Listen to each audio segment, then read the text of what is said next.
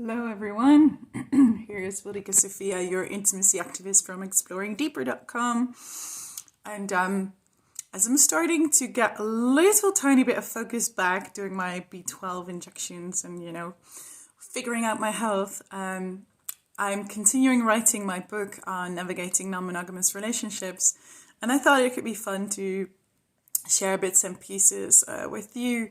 And today I have this little suggestion, this little piece of homework, if you are interested, if you want, about how to find out patterns that you may find yourself in relationships. You may notice that you keep attracting the same sort of person, similar partners, or even if you think you don't, you might keep having similar interactions, or maybe they even remind you of your parents or stuff like that. All right, so how could you break through that? So if you're up for it, you can grab a piece of paper and create a few columns.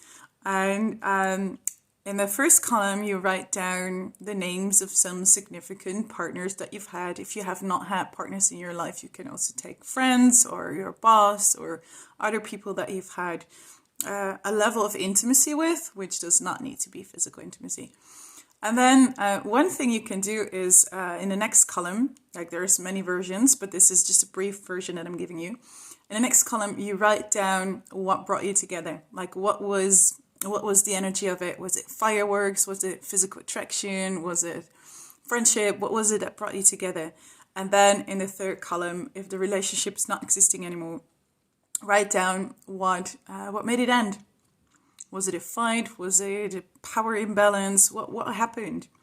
And then you can zoom out a little bit, look at what you wrote down, because there's two common factors in all these relationships. One is that there was a person who was attracted to you in some way, or involved with you, if this is a boss, involved with you in some way. So there was an interest in being involved with you. That's one common factor.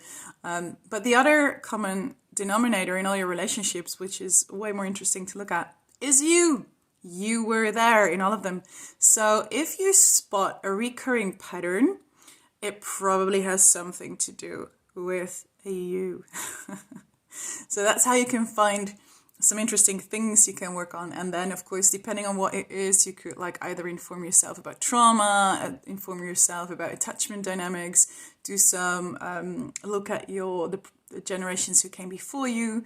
There's so much you can do, but it all starts with recognizing the patterns.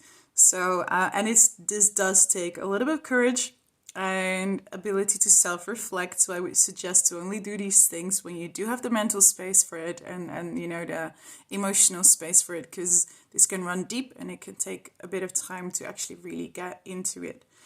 So have fun with it. Let me know if you tried this and if you found interesting patterns in your relating, or maybe you're already aware of them. Then I'd love to hear from you. How is this for you? All right, have a great day today. Sending so much love. Take care. Stay healthy. Mwah.